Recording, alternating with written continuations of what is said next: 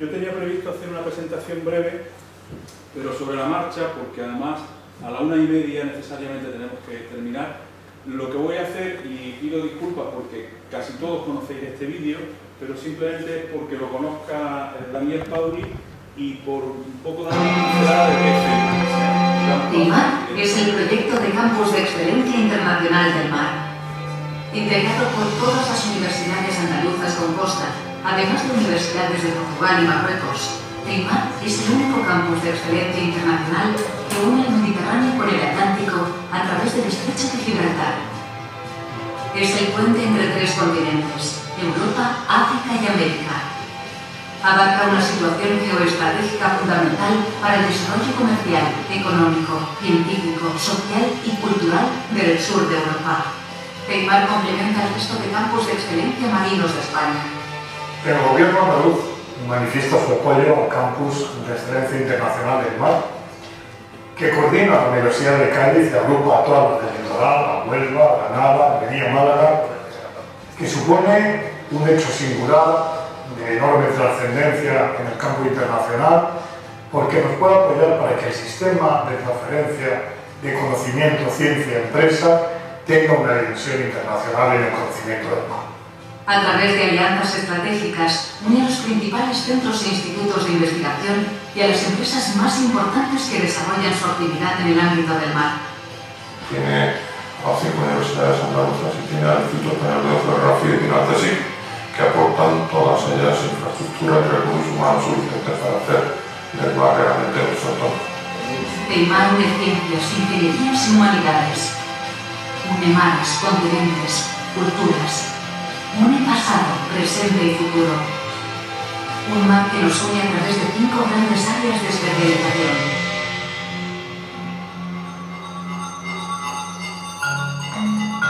El conocimiento del mar. El mar es un ecosistema que cubre las 3/4 partes de nuestro planeta. Investigarlo y comprenderlo es fundamental para crecer de forma sostenible y afrontar los grandes retos del futuro. El CEIMAR es una iniciativa importantísima para colocar a nuestro país en la cabeza de esta búsqueda de un futuro para nuestra humanidad y un futuro para nuestros hijos basados en el uso inteligente del océano. CEIMAR apuesta por la excelencia en la investigación y la docencia, por la transferencia del conocimiento y su interacción con el entorno social, una cuestión clave para avanzar. En el CEIMAR tenemos una oferta de cursos de grado, de posgrado y de especialización que sin duda atraerán talento y garantizarán una formación de excelencia en ciencias del mar. Sin duda, la mejor apuesta para el futuro. El mar como fuente de recursos. Desde hace miles de años, el mar ha sido una fuente esencial para el desarrollo y el mantenimiento de la actividad humana gracias al aprovechamiento de sus recursos. Lo que se pretende es ir más allá, es que la actividad pesquera sea respetuosa con el medio ambiente. Y en este contexto el CEIMAR pues será un marco idóneo para coordinar todas estas actividades. Por eso CEIMAR impulsa la investigación y la transferencia de conocimiento, uniendo el estudio de las técnicas tradicionales con su potencial para aportar nuevas formas de aprovechamiento de los recursos marinos. Las ingenierías del mar. En Andalucía, puertos con actividad industrial, turística y pesquera constituyen un motor extraordinario para proyectar nuevas líneas de investigación en el ámbito de las ingenierías.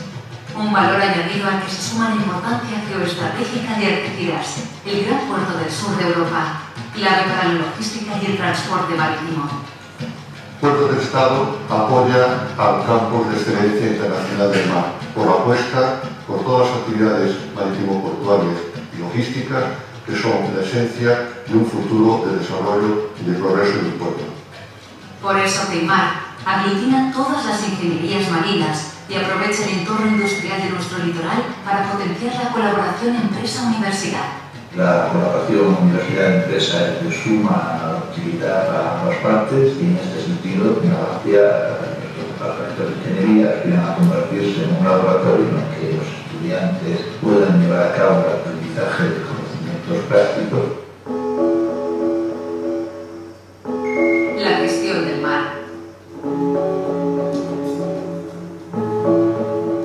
zonas litorales constituyen el espacio en el que vive la mayor parte de la población y donde confluyen diversos agentes que, mal armonizados, pueden suponer una amenaza para los ecosistemas marinos. Para Ceimar, resulta esencial el uso racional del mar y la gestión sostenible de nuestras costas. La destrucción del hábitat, la contaminación del agua, la erosión de la costa o el agotamiento de los recursos son algunos de los riesgos que Ceimar afronta desde el conocimiento y el compromiso. La costa es el punto de encuentro entre la tierra y el mar. Es el lugar donde se produce la transición de nutrientes, sustancias, aguas, sedimentos y, desgraciadamente, contaminación. De los próximos años tenemos que pronosticar qué va a pasar con nuestra costa. Ese es un objetivo clave y definitivo dentro del CEI del mar. El valor cultural del mar.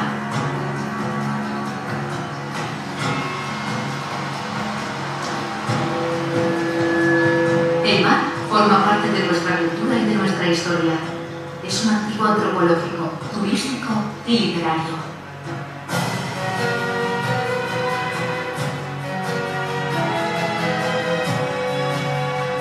España tiene 3.000 años de memoria, de historia, y buena parte de esa historia está vinculada con el mar. Son 3.000 años de mar, porque el mar en España no ha sido una barrera, sino que ha sido una vía de entrada, una puerta, un camino, porque han venido lenguas, civilizaciones, dioses, héroes y cosas. Para eso, en ese contexto, Cádiz es una puerta perfecta a ese mar, a ese camino.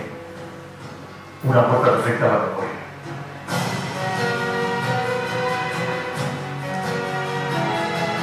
Buena parte de nuestro patrimonio reposa en el mar.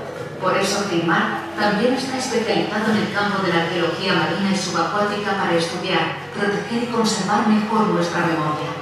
No debemos olvidar que el mar ha sido no solo testigo, sino también escenario de nuestra historia.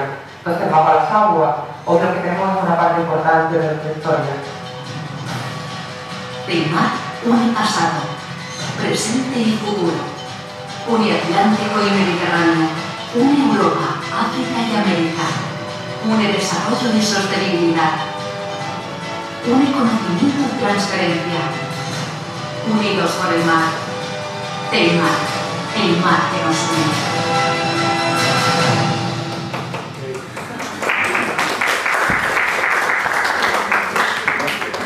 Bien, entonces, la verdad que como había poco tiempo, pensé que era la mejor manera de que tuviera una perspectiva de lo que es Ceimar y lo que hacemos en Ceimar. Mientras Ignacio empieza su presentación, quizás de este vídeo lo más destacable en los últimos meses ha sido la puesta en marcha de una escuela de doctoral que hemos hecho desde Ceimar y la puesta en marcha también de un observatorio medioambiental alrededor del estrecho de Gibraltar. Entonces hay dos elementos importantes que no están bien reflejados en el vídeo. Ahora Ignacio Sumino, que es director del Instituto Español de Oceanografía, va a contarnos un poco la investigación que hace desde su institución en temas de gestión pesquera. Ignacio. Bueno, buenos días a todos. Bueno, en primer lugar sí quería comentar que estamos este año de celebración del centenario. El Instituto Español de Oceanografía fue fundado hace ahora 100 años y bueno, creo que son de los pocos organismos de investigación que permanecen a lo largo del tiempo, ¿no? La historia fue, bueno, en los años 14, fue fundada por Don de Buen, basándose en 3 pequeñas estaciones que existían entonces, en Santander, en Baleares y en Málaga, y consiguió convencer a las autoridades del momento para que se fundase el instituto. Actualmente pertenecemos al Ministerio de Economía y Competitividad, junto con el resto de los organismos de investigación, como los OPI, y por otro lado tenemos una ligación fuerte con lo que es el Ministerio de Agricultura, Pesca y Alimentación, porque la propia ley de pesca nos obliga a asesorar a lo que es la administración pesquera del gobierno central, ¿no? Tenemos lo que es una sede central en Madrid y un total de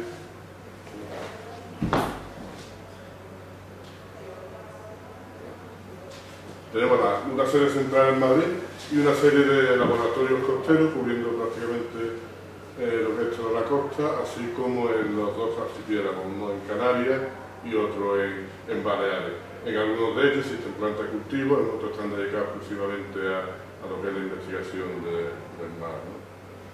Y para ello pues, disponemos de una serie de barcos, algunos de menor porte, como es el Tornide, el Alvariño, el Francisco de Paula o el Margalé, otra serie de barcos de menor porte para hacer trabajos más costeros, y a su vez también pues, disponemos de lo que son las flotas que pertenecen a la Secretaría General de Pesca, que son barcos de gran altura, normalmente el Miguel Oliver y el Vizconde de Deza, para dar apoyo a la que son la gestión y el estudio de los recursos pesqueros. Tenemos la estructura orgánica en el instituto, en el área de investigación, está dividida en tres grandes áreas. Por un lado, el área de acuicultura, con una serie de sus apartados, de peces, moluscos, etc. Tenemos un área de medio marino, en el cual a su vez pues, tiene cuatro grandes apartados, uno de física, otro de sonografía biológica, de geológica y de química. En el centro nuestro de Cádiz se cubren estos tres apartados, no tenemos a nadie que trabaje en oceanografía química, y a su vez tenemos también lo que es el área de pesquería, el cual pues de alguna forma la tenemos compartimentada en base a lo que son las grandes organizaciones regionales de pesca, ¿no? Por un lado tenemos un programa que sería el que va encaminado al estudio y la evaluación de los recursos en el área ICES, el Consejo Internacional de Exploración del Mar, que sería el Atlántico de la Unión Europea. Aquí está puesto en negrita, puesto que es una de las líneas de trabajo que tenemos aquí en el centro de Cádiz. Está el programa 2 de recursos pesqueros del Mediterráneo, de los CGPM, el programa 3 que sería el estudio de lo que son los recursos pesqueros del Atlántico Centro-Oriental, que están centralizados en CECAF, en la sigla de la Comisión de las Pesquerías del Atlántico Centro-Oriental, y en el cual pues, también en el centro de Cádiz mantenemos una serie de trabajos dirigidos a la evaluación de los recursos en el lado atlántico africano, ¿no? Y a su vez pues, la parte ya de Túnido, en el cual pues, son compañeros de otros laboratorios, y después lo que serían ya las Malvinas, que quedarían en el último de los programas. Entonces en el área de trabajo nuestra va a estar por un lado lo que es el área ICE, el Golfo de Cádiz, en la zona 9A del área ICE, y por otro lado lo que sería toda la costa africana desde Marruecos hasta Angola. Este mapa nos recoge la inclusión de Angola, que ya está forma parte de CECAF. Bien, bueno, estas son las típicas líneas por donde nos financiamos los distintos proyectos que se están llevando a cabo, y ahora lo que voy a hacer es una presentación así también un poco breve, porque no había mucho tiempo, de lo que son los principales proyectos que se están desarrollando ahora mismo en el centro de Cádiz. Por un lado tenemos dos proyectos que van dirigidos al estudio tanto de aspectos biológicos como poblacional de dos bivalvos. Dora Trúnculo es una coquina, esta se explota directamente desde la línea de playa, no se usan embarcaciones, y después está también lo que sería la pesca de draga hidráulica dirigida a la chirla, que es otro bivalvo, el cual pues, en este caso sí se realiza en embarcaciones, ¿no? Son pesquerías que, bueno, en el caso de las chirlas sí tienen unos volúmenes de captura importantes, se habla entre los 6.000 a las 6.000 toneladas anuales, pero sobre todo tienen mucha importancia desde el punto de vista social, puesto que son muchos personales que están implicados en este tipo de actividad, ¿no? En lo que son los puertos costeros. Tenemos después, este es un proyecto que viene ya desde, es un monitoreo que se viene haciendo desde el año 97, en el cual pues, se vienen analizando continuamente cuáles son las posibles variaciones que hay en las comunidades de larvas y de alevines en el estuario del Guadalquivir. El estuario del Guadalquivir es un gran estuario y forma parte, tiene un papel muy importante en los procesos de reclutamiento de muchas especies que posteriormente son explotadas en el Golfo de Cádiz. Pues en este proyecto venimos colaborando con la Universidad de Córdoba, con el IFAPA, con el CSIC, y venimos hace ya unos 14 o 15 años trabajando de forma continuada el estuario.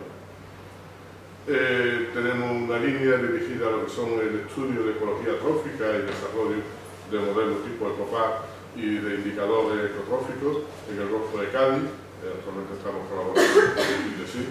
Y en esto pues quería aprovechar, ya que tenemos aquí al doctor Daniel Pauli, mi agradecimiento por haber acogido a una de nuestras estudiantes que estuvo allí en Vancouver hace 2 años trabajando y formándose en el equipo vuestro, allí con Bill Christensen. Entonces pues aprovecho para darle las gracias.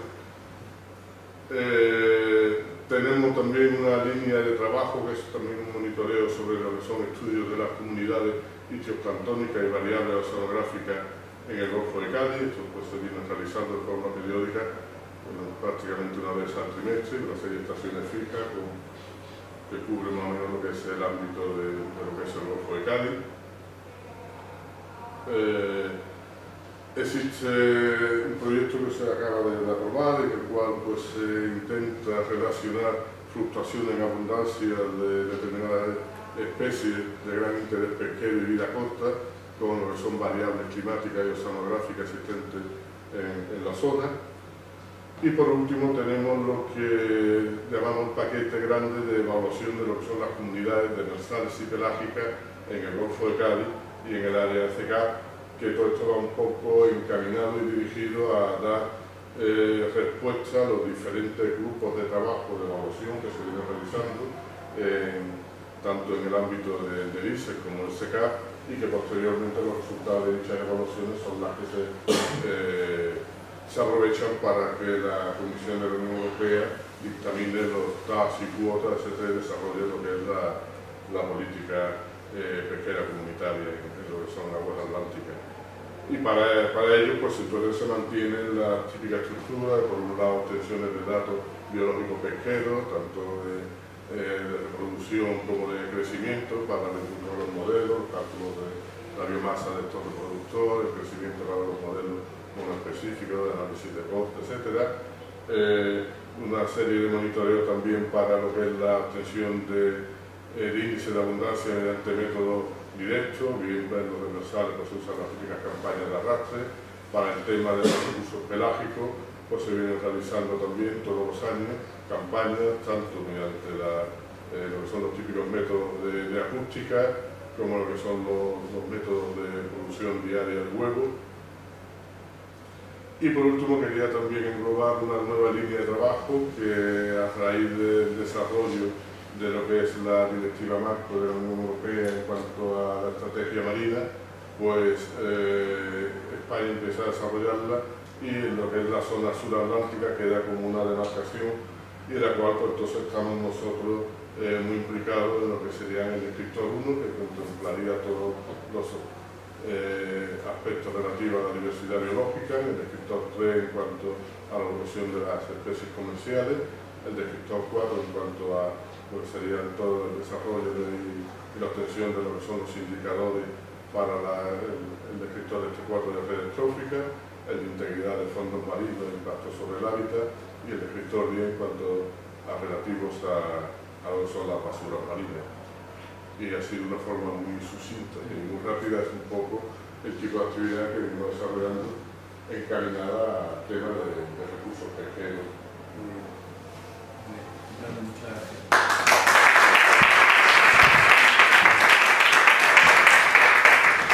Casi que lo ideal es que hagamos el debate al final, ¿no? Hacemos las presentaciones y luego pues, todas las dudas o las curiosidades las planteamos al final. Entonces la siguiente ponencia va a estar a cargo del profesor Antonio Medina, que es catedrático de Zoología en la Universidad de Cádiz. De alguna forma lo que hacemos es un poco una representación de algunas de las instituciones que forman parte de CEIMAR. Ha sido el Instituto Español de Oceanografía en primer lugar, Antonio representaría un poco a la universidad, y finalmente Laura Prieto pues, hablará desde el CSIC, ¿no? Que será la tercera de las instituciones representadas hoy aquí. Antonio. Buenas tardes, muchas gracias por vuestra asistencia. Quiero agradecer al doctor Pauli el haber aceptado la invitación a ser honrado con la distinción de honoris causa por la Universidad de Cádiz, y felicito a la Universidad de Cádiz porque desde ayer cuenta con una persona de un calibre impresionante a nivel científico y que es un orgullo para nuestra universidad y para la gente que nos dedicamos al estudio del mar de una manera humilde. En nuestro caso nosotros solamente estudiamos una especie, somos monoespecíficos. Ya nos gustaría poder trabajar con miles de especies como nuestro colega el doctor Pauli, pero bueno, desde nuestro pequeño enclave hacemos lo que podemos por el estudio del mar. También tengo que pediros disculpas porque tenía preparada la charla en inglés y claro, me quedé impresionado, impactado cuando ayer escuché al doctor Pauli que habla español muchísimo mejor que yo en inglés, por lo cual desgraciadamente ayer no me dio tiempo a cambiar los títulos, por tanto os pido disculpas. Bueno, el título original era un recurso ancestral, un recurso antiguo, de la antigüedad. Yo añadiría también un problema actual, sobre todo para la gestión, porque se trata de una especie muy caliente, como todos sabemos, ¿no? Desde el punto de vista del conflicto que supone. Quizá el principal problema radica en esto, ¿no? En el precio exorbitado de la especie en el mercado japonés, fundamentalmente, que claro, eso lo que genera es una presión de pesca impresionante sobre el recurso, que lleva a diversos tipos de flotas a explotar el recurso de una forma hasta hace bastante poco casi incontrolada, ¿no? Quizá las artes que nosotros más conocemos, la primera, la de las almadrabas por su historia, por ser un arte ancestral, antiguo y que está muy ligado a nuestro entorno del estrecho de Gibraltar, pero hasta no hace mucho el palangre también incidía fuertemente sobre el recurso. Y hoy día quizá el arte que más significativamente actúa sobre el stock es el cerco, puesto que se trata de un arte que va encaminado a la captura de animales vivos que van a suministrar el material para las granjas de cultivo, para el engorde de los atunes, y eso hace que se haya incrementado muchísimo desde los años 90 hasta acá. Si nos fijamos, estos serían datos de ICAT de 2012 sobre las capturas de los distintos tipos de arte.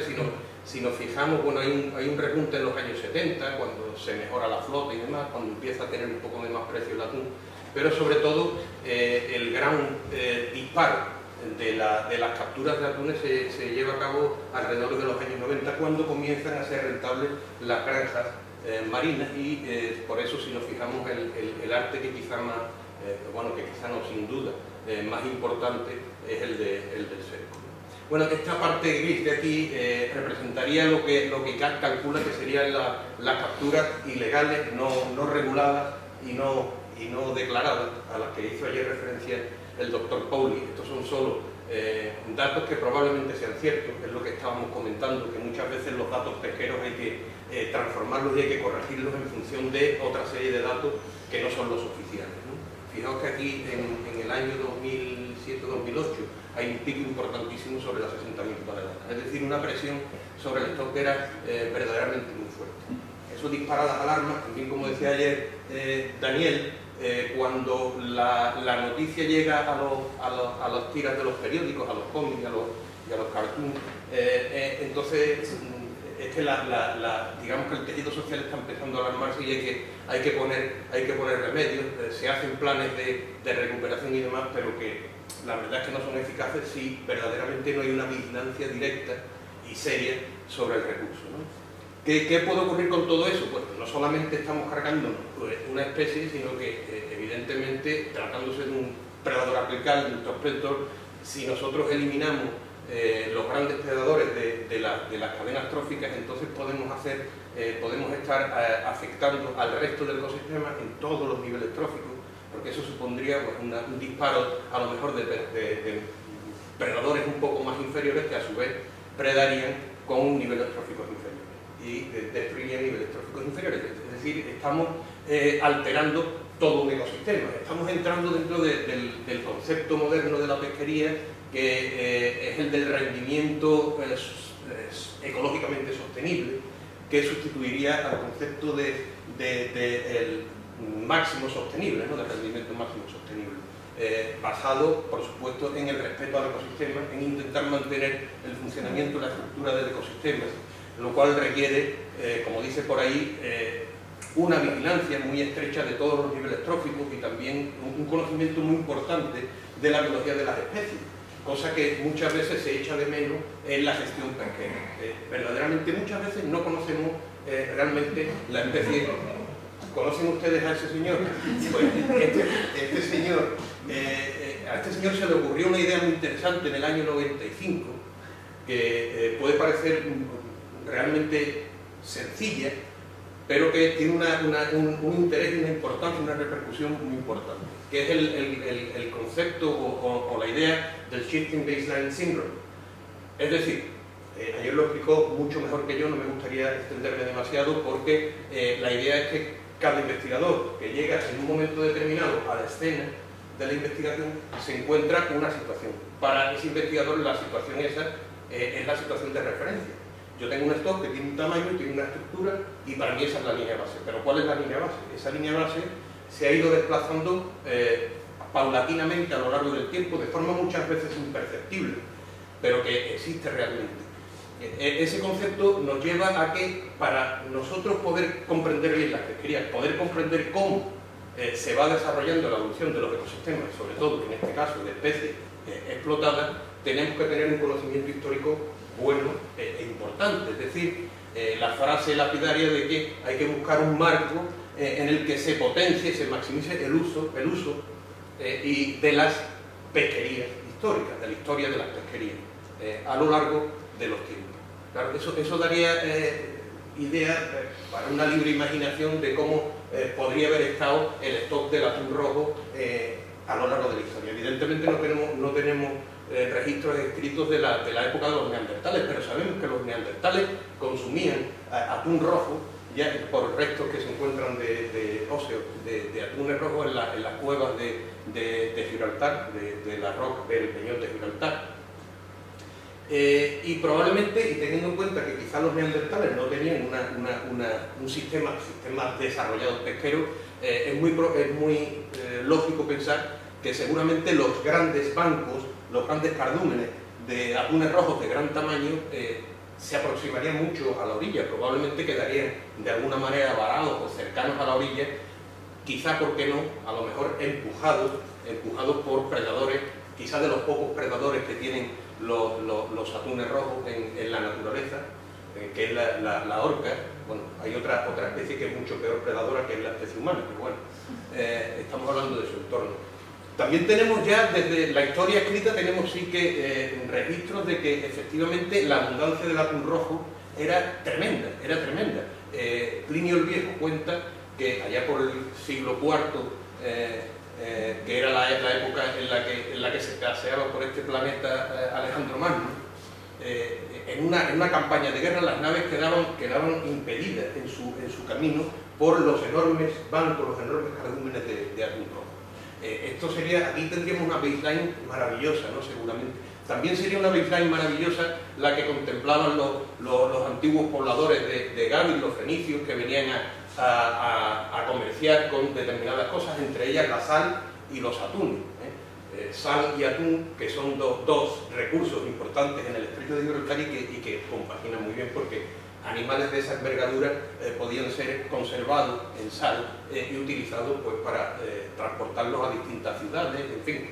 En la época de los romanos, por ejemplo, seguramente las legiones llevarían en sus mochilas trozos de atunes secos, secados con la sal en el método más tradicional. Tenemos referencia y constancia de cómo probablemente se llevaba a cabo la pesquería en los tiempos de los romanos.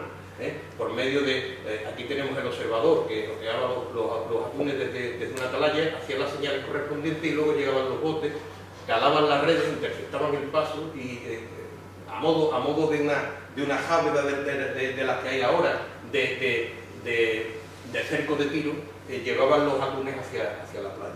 Se sabe que era un buen recurso económico en la época de los romanos. Ya más recientemente, bueno, esa pequeña almadraba modesta da paso a artes más fijas, como las almadrabas que se ven en algunos grabados de la Edad Media tardía, donde tenemos ya estructuras que se parecen mucho, verdaderamente son muy parecidas a las almadrabas que conocemos en la actualidad, ¿no? Volviendo al conocimiento histórico de las capturas, hay trabajos, por ejemplo, de Javier Fomentán. Concretamente este trabajo está basado en la tesis de Christelle Rabier, donde se reconstruye las capturas a lo largo de 300 años gracias a los datos que hay de archivos particulares de banqueros, de gente de dinero, entre ellos un archivo tremendamente importante y que ha contribuido mucho al conocimiento de las fluctuaciones de las poblaciones de atún rojo desde la antigüedad, es el archivo del ducado de la Sidonia, que se encuentra muy cerquita. Aquí tenía un vídeo que no sé si... La baseline de los años 30. Ofrece un espectáculo sorprendente. El agua salta, parece venir por los coledados innumerables. Las redes se alzan con lentitud y la levantada permite apresar magníficos ejemplares. Son atunes republicanos del 32.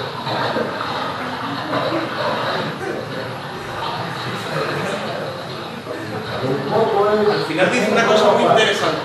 La sangre torera de los marineros capitanos y volantinos que se arregle y se lanzan al agua fichero en mano, con bravura de espontáneos de plazas de toros, dando principio a la matanza.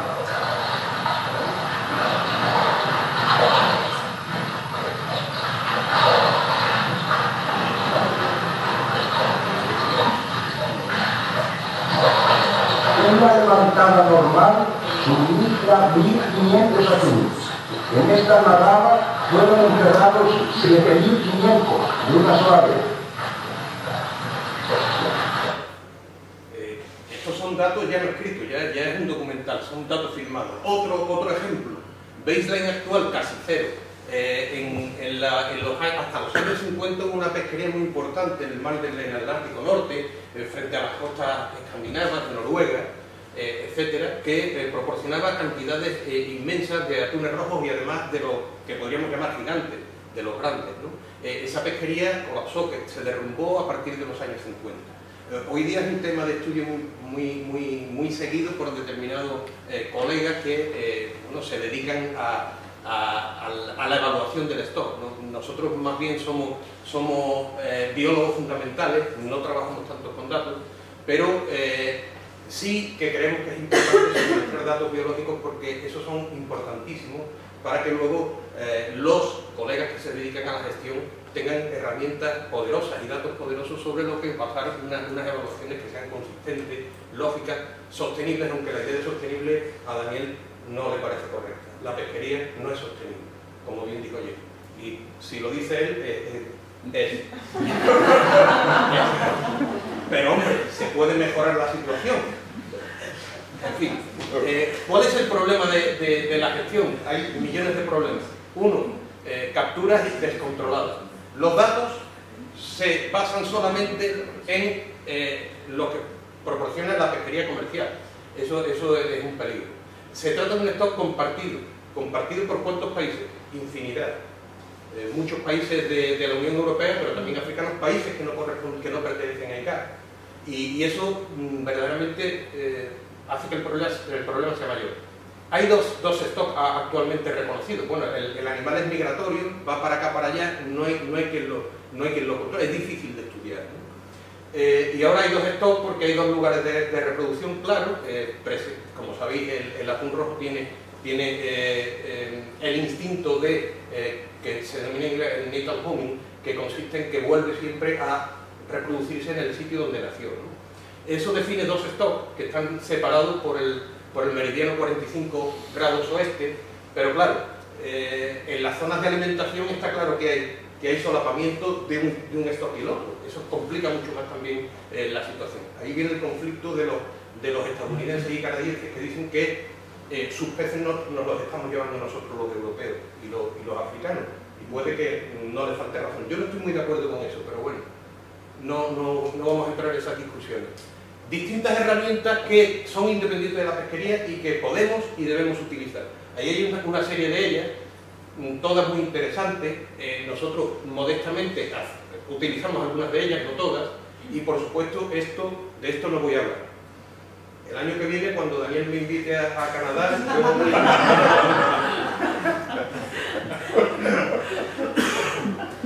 Histología, por ejemplo, de la histología de la reproducción, esto es un trabajo que se ha publicado muy recientemente, la semana pasada.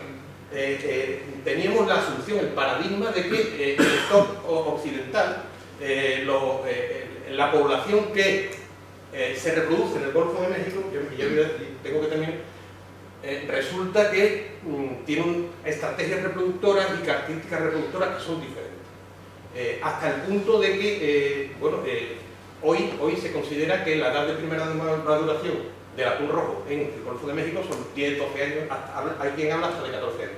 No estoy en absoluto de acuerdo con eso. El stock oriental sí sabemos que se reproduce a partir de los 3 años, 3, 4, sobre todo 4 o 5 años.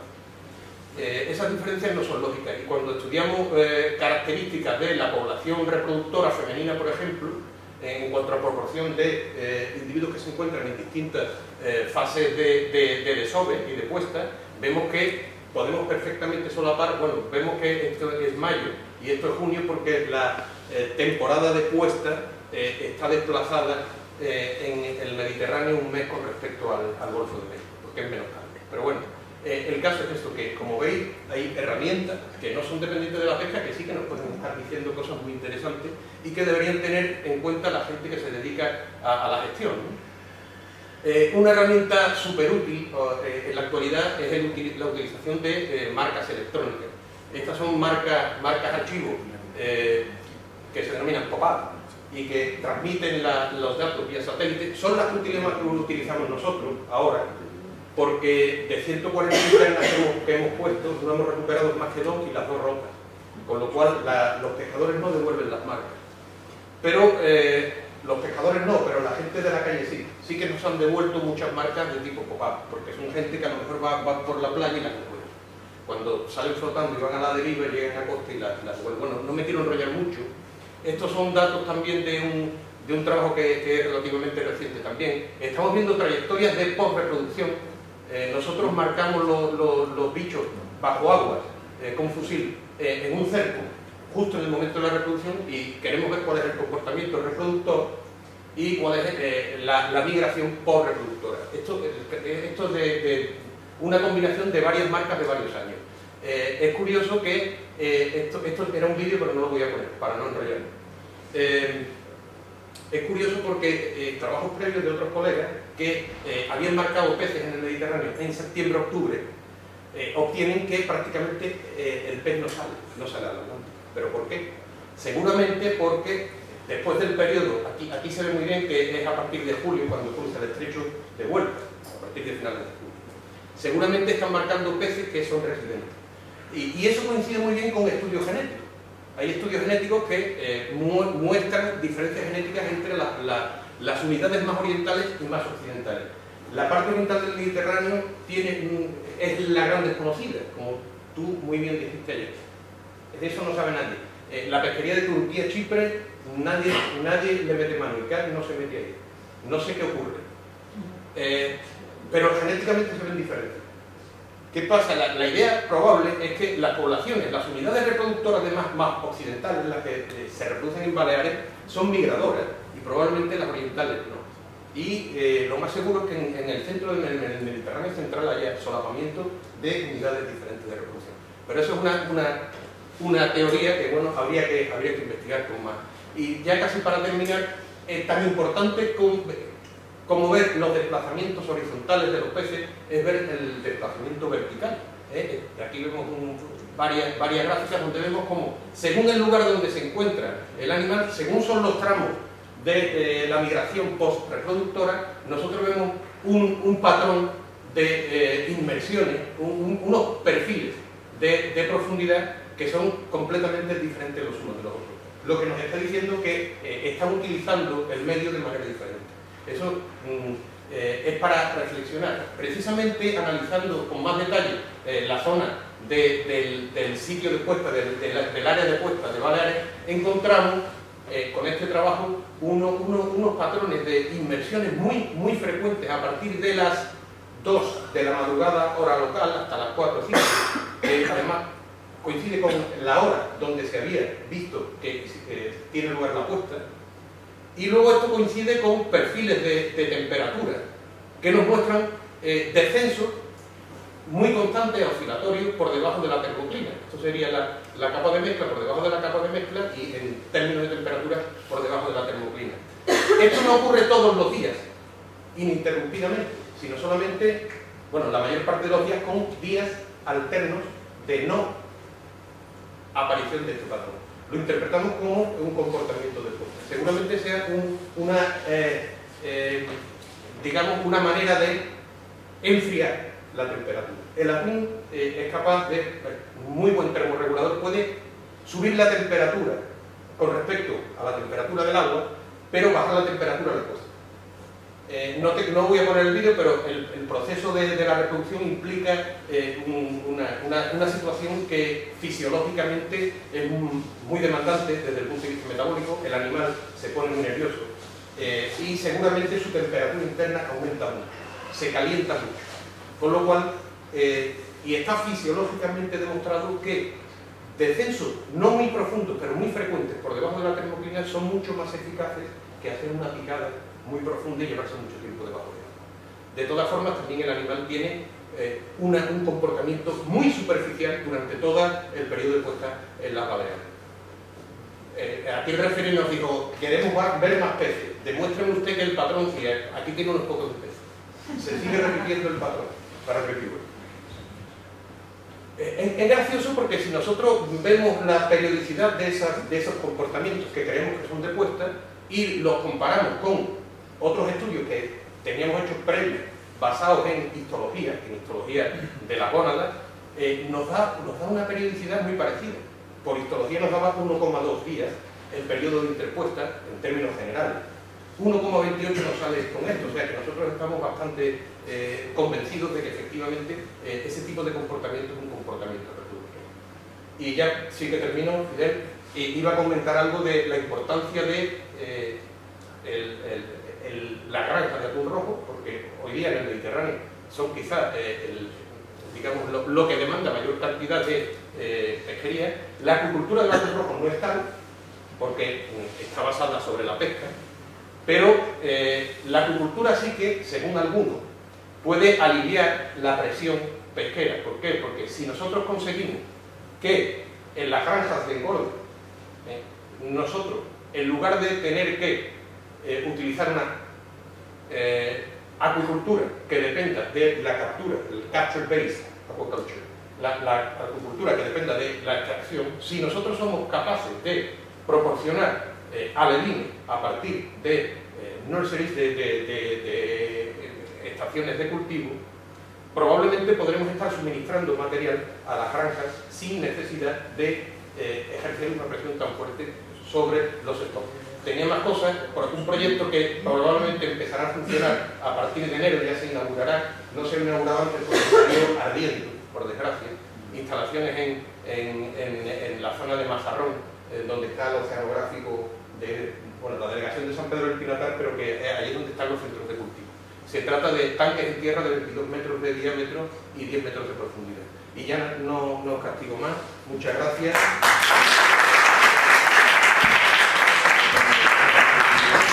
Bueno, muchas gracias, Antonio. Yo sí que te recomiendo que lo invites, y además de que yo quiero su tarjeta, ¿no? Sí. Vale, seguro que... Tú no paso. Si me invita, por... Desde luego te aseguro que no va a pasar desapercibido en la Universidad de British Columbia. Bueno, nos queda la última presentación, la hará la doctora Laura Prieto.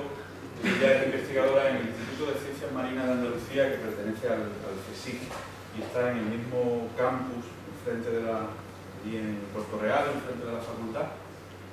Y bueno, está también Javier Ruiz, que es el responsable del grupo de investigación en el que ella trabaja, y al que creo que los conoces a los dos, ¿no? Habéis coincidido en alguna ocasión en Argentina.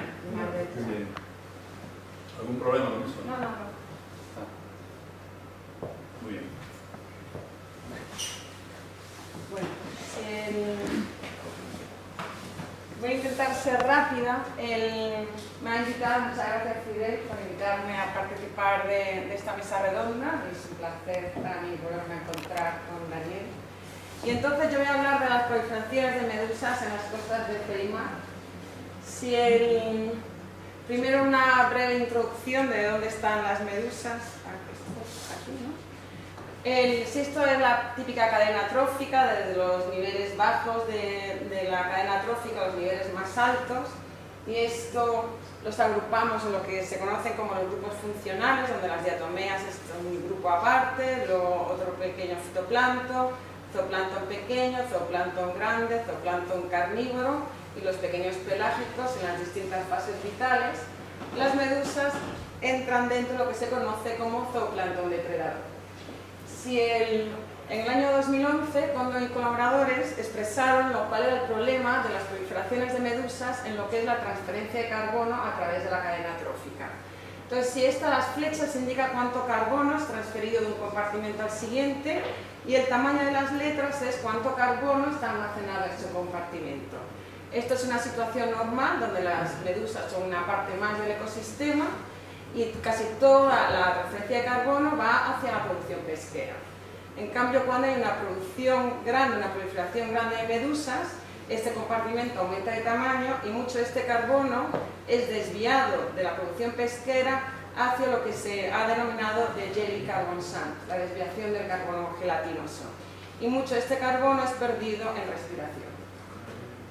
Pero además estos organismos son organismos complejos, la mayor parte de ellos combinan fases vitales sésiles, es decir, tienen que estar adheridas a un sustrato, con fases vitales pelágicas, fases vitales de reproducción sexual, con fases de reproducción asexual. A esto además, el tener fases vitales en distintos compartimentos del ecosistema hace que estén afectados por escalas temporales y espaciales muy diversas, desde escalas de turbulencia a los frentes, eddies, filamentos e incluso a las variaciones del clima. En el caso del Mediterráneo, falta un mapa, lo siento. Aquí era un mapa del Mediterráneo en el que se indicaba que la presencia de medusas está en todas las subcuencas, que hay indicios de expansión del rango de distribución y que la información disponible de las medusas que se encuentran en el Mediterráneo es muy diversa. El problema de las proliferaciones de medusas. Ellas siempre han estado allí, pero resulta que nosotros usamos las actividades humanas en el ámbito costero, entonces para nosotros es un problema. El problema es porque tiene implicaciones ecológicas, sociales y económicas. Al estar en ese eslabón de la cadena trófica, compiten con otros niveles tróficos superiores y depredan sus huevos y larvas, y además interfieren en las actividades pesqueras colapsando redes en instalaciones energéticas. Estas son distintas hipótesis que reflejan qué favorecen las proliferaciones, y es, por ejemplo, la modificación del hábitat por parte del humano, las aguas de lastre, como en el caso de Nemiersis lichii en el Mar Negro, la sobrepesca, la degradación del fondo marino, la eutrofización, el cambio climático porque expande sus rangos de distribución, y además ellas son capaces de sobrevivir en condiciones donde otros animales no son capaces de sobrevivir, por ejemplo, bajas condiciones de niveles de oxígeno. Entonces, Richardson y colaboradores publicaron en 2009 lo que era The Jellyfish Joyride, el paseo de las medusas.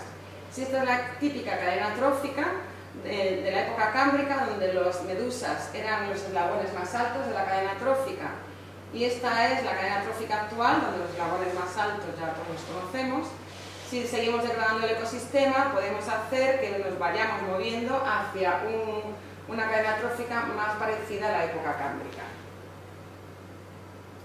Entonces, para abordar estos organismos hay que tener en cuenta las distintas escalas temporales y espaciales. Hay que tener en cuenta la biología del organismo. Este organismo es parte del plancton, se mueve con las corrientes, con lo cual hay que estudiar también el ecosistema. Y por supuesto, todo esto hay que implementarlo en modelos para poder hacer predicciones de escenarios futuros. En este sentido, comenzaré con la biología del organismo. Para estudiar estos organismos necesitamos estudiar su ciclo vital en sus distintas fases vitales. conocer el metabolismo, el crecimiento, la simbiosis, las preferencias por sustrato artificial. En este caso es un pólipo de medusa adherido a un ladrillo, y en este caso está adherido a una concha, casi no se le ve porque es del mismo color. El impacto antropogénico del mismo. Es importante conocer la diversidad genética. Esta es Pelagia noctiluca, que es la medusa más común en las aguas del Mediterráneo, la que tiene mayor impacto para el turismo. Este es el caso de un artículo que publicamos el año pasado de Rhizostoma luteum, que era una medusa que se creía que era Rhizostoma pulmo y que no se había tenido ningún registro científico en los últimos 60 años, ya que hicimos en este trabajo lo describimos genéticamente. Pero además, para poder implementarlo en modelos, necesitamos parametrizar. Los modeladores lo que quieren son parámetros para meterlos en sus modelos. En este caso, en el vídeo era un pólipo a punto de liberar la éfira, cuando pasa de la fase vital sésila a la fase vital pelágica. Y esto es diferente, cómo les afecta en la transición, la temperatura o la salinidad. Y en este caso es como el resultado estrella de este artículo, que fue un plus one, que es casi no se ven las rayas, pero aquí es en la fase vital pólipo, que es la que se encuentra durante el invierno, cómo le afecta a las distintas temperaturas. Estos son 16 grados, 9 grados, estos 4 grados y estos 2 grados. Y lo importante de esta gráfica es que si las temperaturas son menores de 5 grados de 10 grados por más de 3 días, entonces la supervivencia de pólipos es muy baja, y aunque la primavera sea muy temprana o el verano sea muy cálido, no hay medusas el verano siguiente. Esto también para los modeladores es importante conocer el límite de carga del sistema, saber si ellas son capaces de adherirse a, por ejemplo, las fanerógamas marinas, ya que en el mar Mediterráneo mucha parte del lecho es fanerógamas marinas. Esto es en el caso de un pólipo adherido a una madera. Pero además, para meterlo en modelos, necesitamos saber cómo es su transporte con las corrientes. Para eso necesitamos conocer cómo se mueven, y para eso necesitamos estudiar la morfología y la diversidad de lo que es. Todos tenemos la cabeza medusas, pero lo que es el organismo gelatinoso zooplanctónico pertenece a varios filos y es muy diverso. Este es el ejemplo, por ejemplo, de Physalia physalis, que es la carabela portuguesa, que es un hidrozoo, en el cual tiene un flotador y se mueve no solo por las corrientes, sino también empujada por el viento. I'm going too fast. Pero claro, como he dicho, ellos forman parte del ecosistema, con lo cual también hay que estudiar el ecosistema. Esto es un ejemplo en la revista, cuando hicimos el análisis de la dinámica de poblaciones, vimos que hubo un invierno, el año 2005, donde hubo temperaturas muy frías con vientos muy fuertes, con lo cual la temperatura en el agua bajó mucho, y ese verano, que fue muy cálido, no hubo medusas. Entonces esto se explicaba cómo les afectaba en el caso de los pólipos. Todo esto se ha implementado en un modelo, que el modelador es Javier Ruiz, que se publicó en el año 2012, en el cual veis que efectivamente metiendo toda la información de laboratorio y de campo, tenían tal problema de medusas que pescaban toneladas de ellas en verano, ponían a los pescadores a pescar medusas, porque es un entorno donde hay mucho turismo, y se ve que el modelo funciona únicamente teniendo en cuenta la temperatura del aire, es capaz de predecir cómo va a ser el verano siguiente. Y en el año 2005 veis que la predicción del modelo es que iba a haber muy pocas medusas debido al invierno frío. En cuanto a modelación, también en el transporte e intercambio entre cuencas, en febrero del año 2010 arribaron más de 10.000 colonias de Physalia physalis a las costas de Andalucía, y entonces hicimos un trabajo de modelación, de modelado, para ver si esto realmente cómo lo podíamos describir. Este es el caso. Lo que veis en color es la proyección en superficie de un modelo hidrodinámico desarrollado por Álvaro Pérez de la Universidad de Lisboa. Entonces es la temperatura, pero este modelo está en 3 dimensiones. Arriba, sobre este modelo ponemos un IBM, que es un modelo de transporte, Y en este caso no tenemos en cuenta el viento, en este caso sí. Como veis, efectivamente, para poder modelar cómo entraron las Physalia physalis al Mediterráneo es necesario tener en cuenta el viento. Algunas Physalias sí que entran dentro del Mediterráneo, pero casi todas quedan en costa. Y la relación de lo observado con lo modelado es muy buena.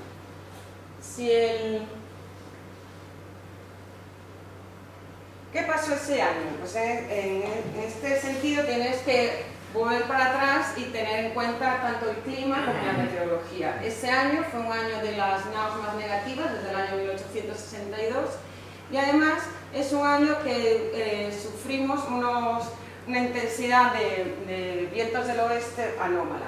Si esta es la cantidad de vientos del oeste de ese invierno, y esta es la climatología con la ERA-NET de los últimos, me parece que son 60 años, vemos que realmente ese año fue un año distinto. Pero si veis, estos son la cantidad de Physalias que se observaron en el Mediterráneo. El año 2010 destaca, pero el año 2011 no aumentó la cantidad de Physalia physalis dentro del Mediterráneo comparado con el año 2009. Esto es el caso de porque en ese año, en agosto, fue la primera muerte de una persona en la isla de Cerdeña que fue picada por una Physalia physalis. Entonces saltó a los medios de comunicación que esto era por el cambio climático, que íbamos a tener Physalia physalis todo el año, o sea, todo ya para siempre. Y entonces con este trabajo se demostraba que no, que la entrada de Physalia physalis era no era una población autóctona del Mediterráneo, sino que importaba al Atlántico durante fuertes temporales de poniente. Además estamos haciendo estudios tanto a escala local como regional en el mar Balear, en el mar de Alborán y en el estrecho de Gibraltar. Se ve muy mal, ¿no? No se ve casi nada bien. Bueno, este es el caso de Pelagia noctiluca, y en esta es una colaboración con una empresa privada que tiene unas jaulas a 2 millas de la costa. Y desde hace 3 años nos ven todos los días, ellos salen todos los días, verano, invierno, a ver las jaulas. Y entonces ellos nos informan de cuáles son las medusas que ven, la cantidad de medusas, etc. Y entonces de este trabajo, que tenemos 3 años de serie de datos, hemos visto que la abundancia de medusas depende del clima, pero que la estacionalidad lo que marca es qué especies ven. Unas son más de verano, otras son más de primavera. El impacto de esta temática es claro, con lo cual muchas veces salimos en los medios de comunicación, nos piden nuestra colaboración, pero aparte colaboramos con la Junta de Andalucía para informar a la ciudadanía en la red DIAN. Es una red que cualquier ciudadano puede entrar y tener. Y en este sentido hemos creado estos mapas mensuales en el que se combina satélite, tanto de temperatura como de clorofila, con los avistamientos de medusas en las costas. Hemos realizado este libro de divulgación, que es 6 años continuados, del 2007 al 2012, en el que se ve la cantidad por año, la cantidad por provincia andaluza o las especies observadas, el cual se puede descargar gratuitamente por internet. Ahora mismo estamos en un proyecto piloto en el mar Balear, en el cual hemos realizado estos pósters en 6 idiomas distintos, porque las Baleares van alemanes, italianos, ingleses, ¿no? Y entonces también lo hemos tenido que traducir hasta al catalán, no catalán mallorquín. Y en este sentido, en este proyecto piloto hemos hecho ya una campaña, en la cual son las estaciones que hemos abarcado, estos son los componentes de la campaña. Utilizamos distintos equipos, este caso es un ROV, y aparte liberamos varias boyas lagrangianas donde estaban las medusas para ver para seguir en la marcha de medusas. Además, en este proyecto piloto, con colaboración con el SOCIP, hemos creado esta herramienta en la cual todos los socorristas de las playas, que tienen más de 130 playas, las reservas marinas y todos los que salen al mar en verano a limpiar el agua, nos dicen todos los días si han visto medusas o no y la ponen en la base de datos. Aparte, a escala de Cuenca, estamos dentro del proyecto Perseus, que es relacionado, como ha dicho Ignacio Sobrino, con la directiva de la estrategia marina, y este proyecto es un proyecto europeo, en el cual abarca todo el mar Mediterráneo, países europeos y no europeos, y el mar Negro, y dentro de este proyecto una de las partes es el Jellyfish Spotting, que cualquier persona que vea una medusa puede entrar en la red y reportar el avistamiento. Esto ya le he hablado a Pauli ayer. Esto es un workshop que voy a organizar el 2-3 de marzo del año 2015, pues después del Laszlo, que ya he conseguido dinero de la UNESCO y de Perseus, y también CEIMAR se ha... Y entonces es la relación entre las medusas y la gestión costera, en el cual estas son las personas que ya me han dicho que sí que vienen, somos 40. Aquí tenemos a Daniel Pauli y Lucas Grots, que ya le he escrito a Lucas. Lucas es el becario de Daniel que trabaja en la parte de medusas. Esperemos que diga que sí. Y toda esta investigación del CSIC se hace con una perspectiva INVER, multidisciplinar. Está financiada por distintos proyectos nacionales, regionales o europeos, y no se podría hacer sin la colaboración de gente de muchos sitios. Y muchas gracias.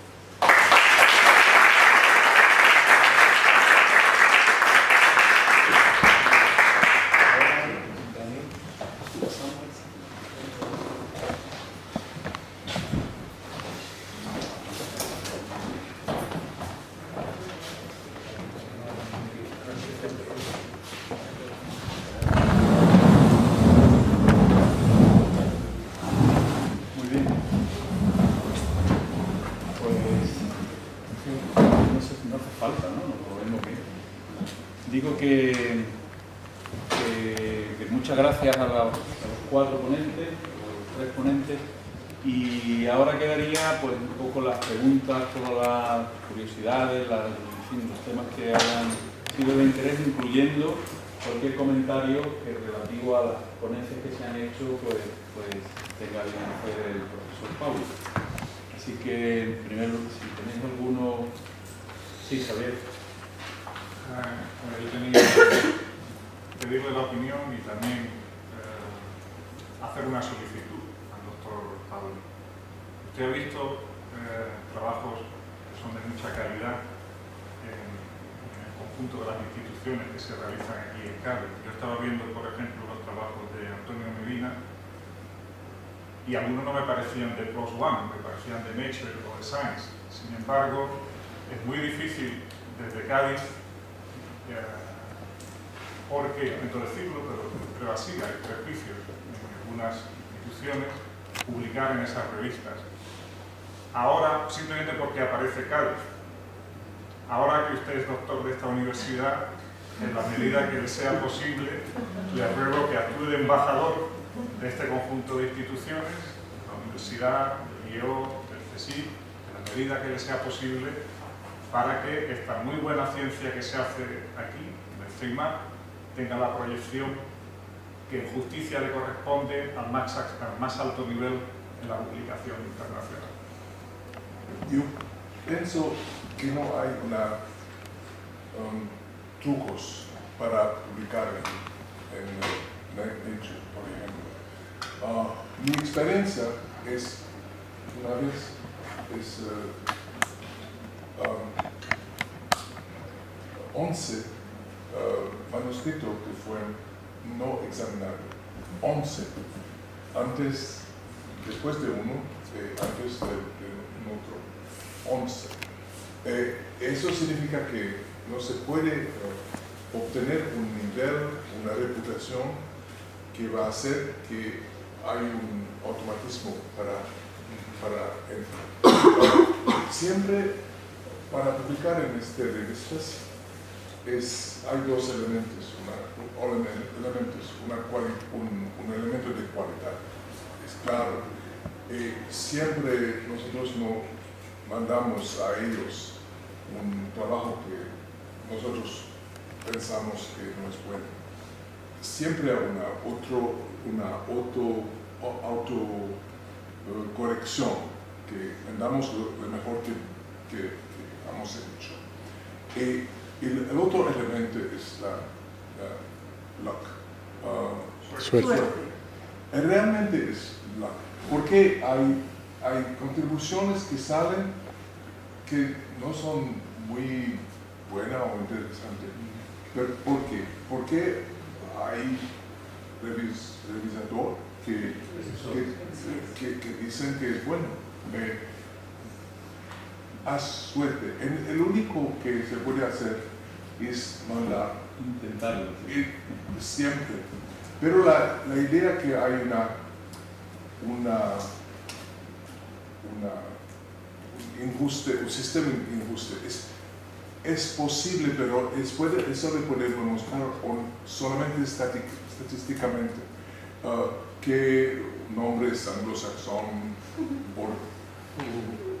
puede ser, pero a nivel de personal no se puede demostrarlo. Es mandar cosas más y más y más y con suerte se puede hacer. Y todo lo que publican en Nature y otros ensayos lo saben que la suerte es importante. Por eso le comentaba en la medida de lo posible. La opinión que le pido es la solicitud. La opinión que le pido, la percepción, y no hay, como usted dijo ayer, una parte del problema de la sobreexplotación es que es difícil construir evidencia científica, pero la percepción, al menos en el ámbito del sur de Europa, en el ámbito específicamente del sur de España, es que el pescador siempre es el malo en la película, siempre sale en la foto de la película. Sin embargo, cuando uno ve cómo era la costa de España, cuando yo era un crío, era chiquitito, y cómo es la costa de España ahora, es muy evidente que hay una parte del problema que no tiene nada que ver con los pescadores, que tiene que ver con una degradación masiva del hábitat. Por ejemplo, Ignacio Sobrino, el director del Instituto de Río de Quidecari, comentaba los estudios en el Guadalquivir. Allí había una zona de marisma mareal, que actuaba como un nursery que se redujo, en la actualidad es una séptima parte de lo que era originalmente. Pero estos actores en España son muy poderosos, son mucho más poderosos que los actores que usted comentaba ayer. Son la gente de la construcción. Nunca salen en la foto. Es claro que las construcciones costeras y otras cosas tienen un efecto devastador sobre los recursos costeros.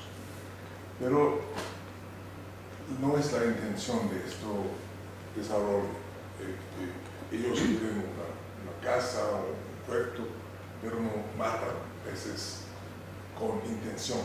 La pesca es hecho para matar peces. Y si queremos saber por qué no hay peces en el mar, la primera cosa que nosotros debemos saber es qué hacemos para tomar peces.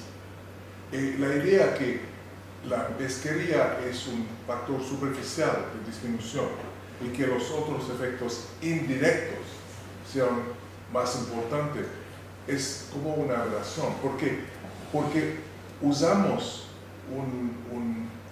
el poder industrial que tenemos, todo para tanques, para crear monstruosidad de arrastres que modifican el mar.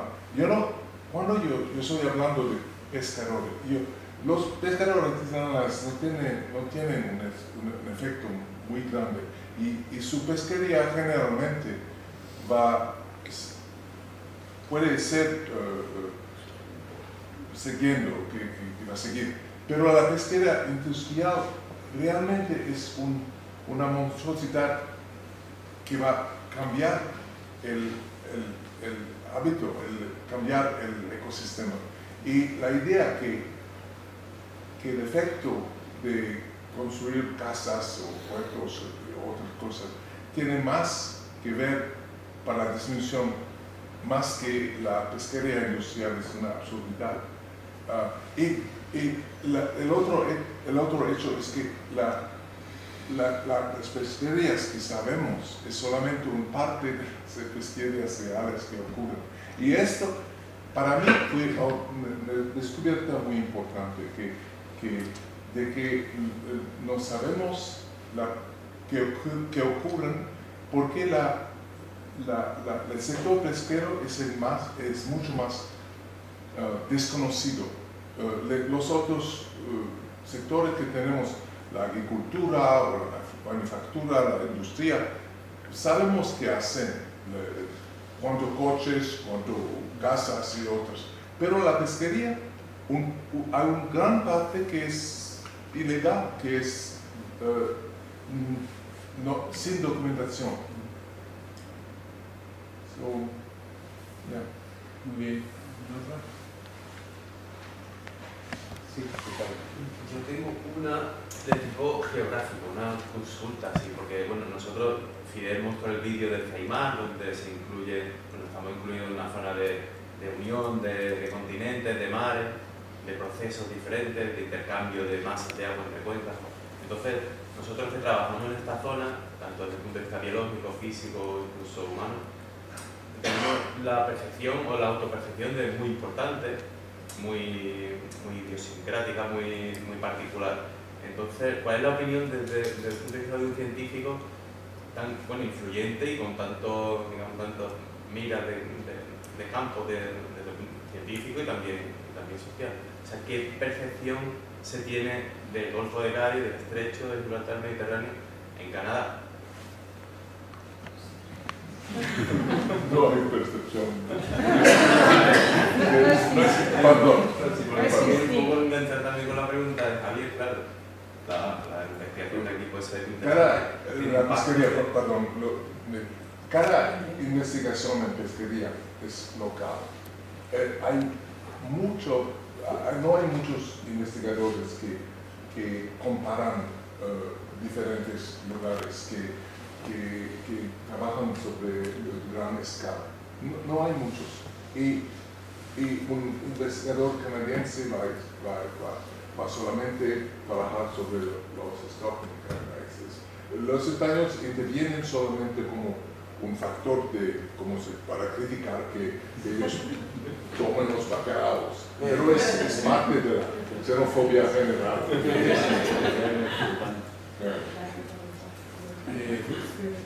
Sí. Aún en esta perspectiva global que acaba de decir, yo creo que aunque en la parte del estudio más específico de las pesquerías, pues como acaba de decir, es más local, no voy a discutir aquí la relevancia de amplificar, o sea, la necesidad de amplificar esa perspectiva, una perspectiva más global, de forma más masiva, pero sí considero que sería fundamental que existiera una globalización en lo que concierne a las actividades de conservación y de mitigación. No estoy tan segura de que la forma más práctica, más rápida, consista en la eliminación del ser humano como parte del ecosistema, es decir, prohibir las pesquerías. Evidentemente, estamos hablando de distintos niveles, lo que es la pesquería industrial, la pesquería artesanal, evidentemente, pero lo que yo sí veo, de lo poco que he visto en el mundo, es que hay muy poca intercomunicación, muy poca interacción entre sistemas que tienen el mismo objetivo, o sea, el objetivo de conservación, el objetivo de preservación de los recursos marinos en las costas de Chile, en las costas de Inglaterra, en las costas del Mediterráneo, es la misma. Y sin embargo, yo veo que hay muy poca capacidad de parte de los científicos mismos de hacer cruce de información y de adoptar nuevas estrategias y de compararlas. Desde su perspectiva, porque está por tantas partes, ¿por qué puede suceder esto? No hay fondos para ningún país va a pagar una investigación comparativa entre el mundo. Si los japoneses hacen investigación, son con los sitios donde los japoneses trabajan o en Japón. El mismo para España, los mismos para Estados Unidos. No hay muchos que pagan proyectos que son globales. Los proyectos globales que existan, como tú lo mencionas, GloBEC, no son realmente globales. Tú tomas una institución de los Estados Unidos, por ejemplo, Woods Hole, 2 posgrados de Inglaterra, un indio es un programa global. Pero esos programas como GloBEC tienen vacíos gigantísimos. No hay, por ejemplo, Mediterránea Oriental o el Océano Indio o el Atlántico Sur. No hay una cobertura con una grid, como una grilla igual en todos los países no existe. El proyecto que yo dirige, el CIORANOS, es el único que yo conoce, donde tenemos una grilla de un medio grado de longitud. Es el mismo en Bangladesh que en los Estados Unidos. Y nosotros no hacemos una cosa si nosotros no podemos hacer esta cosa en todos los países.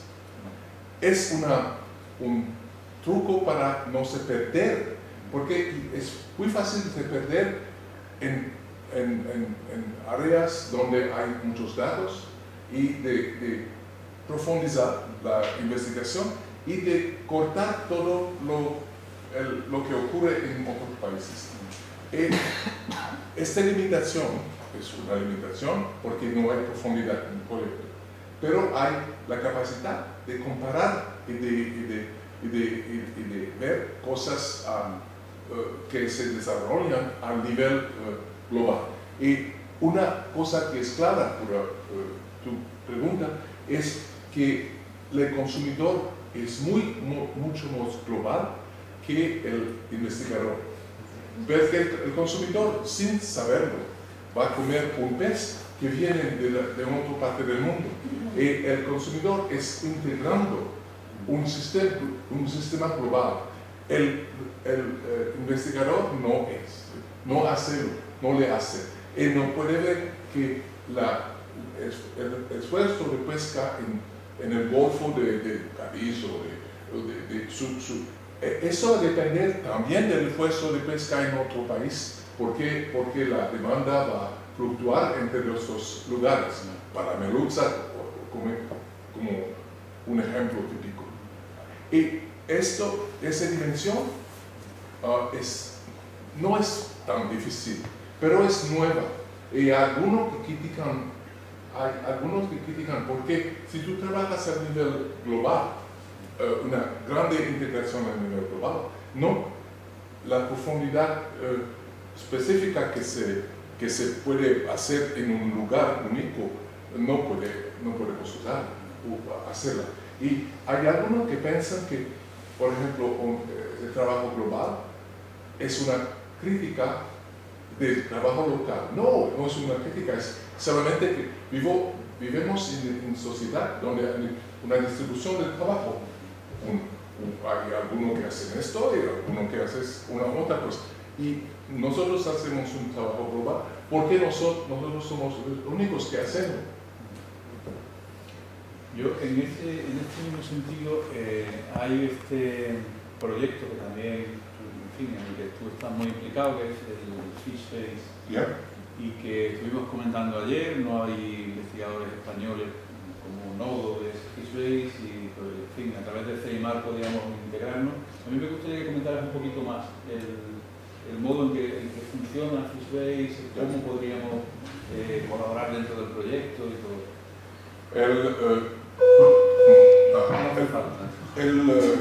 Algunos en este sala conocen FishBase? ¿Hay alguno que conocen FishBase?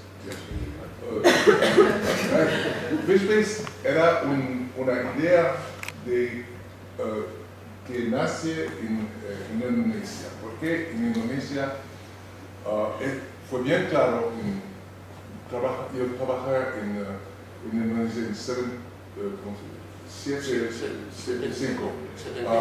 Y la primera vez que yo pude ver la captura de un arrastre, son como 100, más de 100 especies diferentes.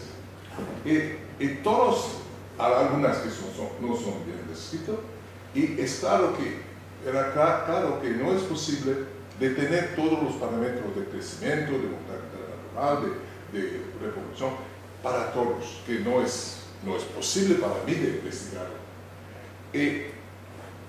Pero cada uno que estudia una especie en un país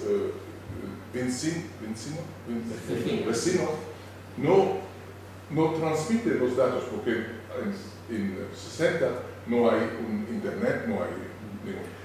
Pero hay bibliografía y tú puedes saber que hay un estudio sobre este pez en este país, pero el estudio tú no puedes obtenerlo porque hay 3 copias solamente. Y la idea es de hacer un banco de datos donde no hay los abstracts o el título, pero la información. Para el crecimiento, para la reproducción, hacemos una reducción de la ciencia en forma de campos, un pequeño campo y una selección de la entrada. No es libre, es solamente una selección de palabras o una selección de números. Y toda la etiología la reducimos a una selección de diferentes tipos de cosas, diferentes tipos de aletes, diferentes tipos de dientes, diferentes tipos de colores, y toda la etiología reducida en cosas que se puede entrar con un banco de datos. Después entramos muchos en las Filipinas, tenemos un pequeño grupo que entran los datos. Y las personas que nosotros hemos empleado para esto en los años 90, ahora son trabajando en las Filipinas. Tenemos un grupo de 25 personas en las Filipinas, aproximadamente un presupuesto de $500,000 al año, más o menos. Y hay otros grupos nodos que se crean en Grecia, en Bélgica, en Suecia, en Alemania, en Francia, para ayudarnos. El FAO se conjunta con esto. Y ahora cada uno de esa institución entra solamente sus peces, su interés. Y cada una trabaja al mínimo un año de trabajo por año para contribuir datos. Y participan, cada año hay una persona de cada institución. Nosotros nos reunimos, preparan el programa para el próximo año. Cada año.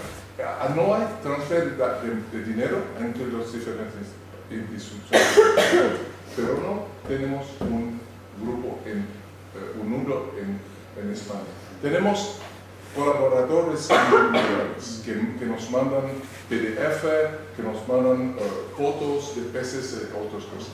Pero no tenemos grupos que sistemáticamente examinan la literatura en español. Ese es un problema porque en las Filipinas, contrario a la idea que tienen muchos, no se habla español. Y nosotros no tenemos un grupo que va a entrar datos que son en español. Porque después que esa entrada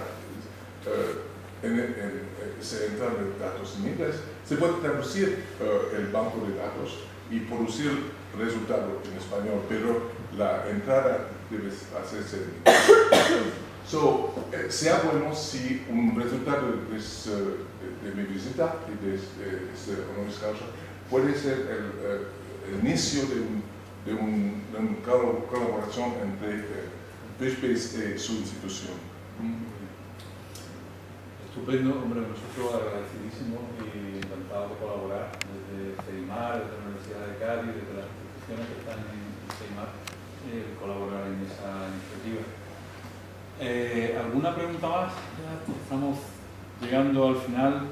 Nos está esperando, entre otras cosas, la esposa de Daniel Pauli, porque esta tarde ya salen en tren de vuelta. ¿Alguna última pregunta? ¿Algún comentario por tu parte final? Los pop-up tags son ella de Barbara Block, los mismos. Sí, ella trabaja con dos compañías, nosotros solo con una, porque son muy caros. 3.000 euros una marca. Es caro su nombre, ¿no? La pop-up tiene la ventaja de que tú siempre recibes información a través del satélite, pero la información del satélite es muy pequeña y fraccionada, tienes que combinar. La calidad de la información que obtienes con la marca es mucho mejor, es como la interna, la que se pone en cirugía. La interna te la tienen que devolver a ti. ¿Tiene una colaboración con Barbara Block, con su proyecto? No. Ella lo sé, por eso no tenemos colaboración. Muy bien, pues agradecido a todos por las asistencias, especialmente a Daniel Pauli, que al pobre le hemos dado una paliza buena estos 3 días. Hemos estado con un programa intenso y te agradecemos mucho el esfuerzo que has hecho. De verdad, el haber estado hoy con todos los interesados en esta mesa redonda. Hemos hecho una pincelada de las actividades que se hacen en CEIMAR relacionadas con recursos y con gestión de pesquería, y nos parecía que era una buena manera de que tuvieran una imagen de actividad de investigadores. Gracias por venir. Muy bien.